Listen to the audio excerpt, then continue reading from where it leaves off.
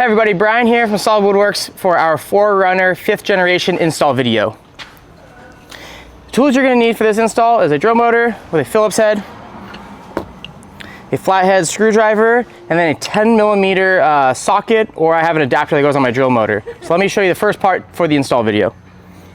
Alright, so first things first, you're definitely going to want to have a very clean back area of your 4Runner. I like to try to vacuum it up as much as you can before you actually put down the drawer system.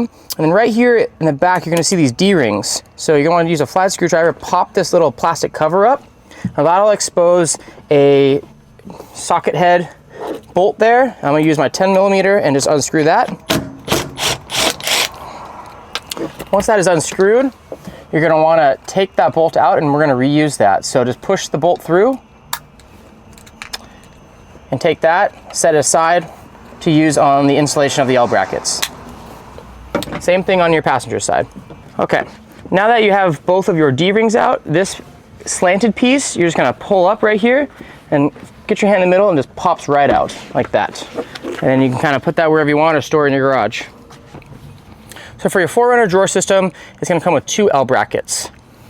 It has 2 holes in it and 1 slotted hole in the top. For the 5th gen installation, you're gonna wanna set the L facing to the back of the vehicle, and you want to put that bolt you just took out right into the first hole here closest to the corner of the L bracket. So just kind of hand screw that in, and you can come in there with your socket or your drill motor to tighten that up. And you want to make sure that this bracket is not bent like this and is straight going to the back of the vehicle.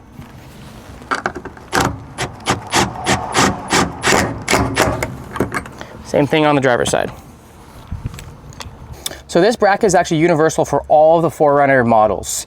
So for the 5th gen, like I explained, you're going to go into this first hole like this.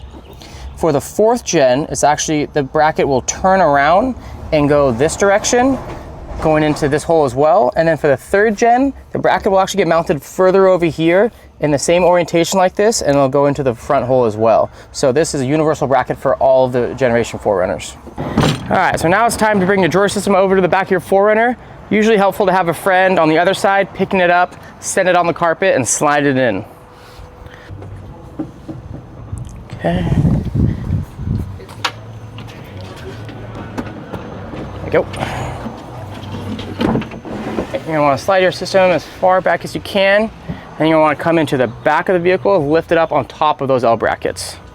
So inside of your second row seat, you're going to lift up the drawer system, slide it back, and land it on those brackets. You'll see how the hole will now perfectly go through the slotted area, so you do have a little bit of room left to right.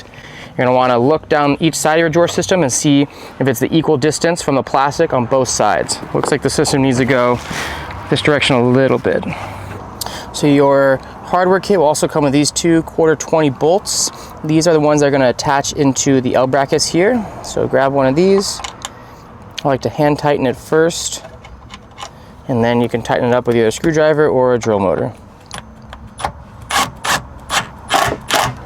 So the second part to installing your drawer system is these turnbuckles. They'll go from the stock D-ring points here in your 4Runner to these D-rings that got installed on your 4Runner during the build process. So you're gonna wanna loosen these up by spinning the hook part until you have plenty of room. You'll hook it onto the D-ring and onto the one on the drawer system, and spin the center here until it starts tightening up.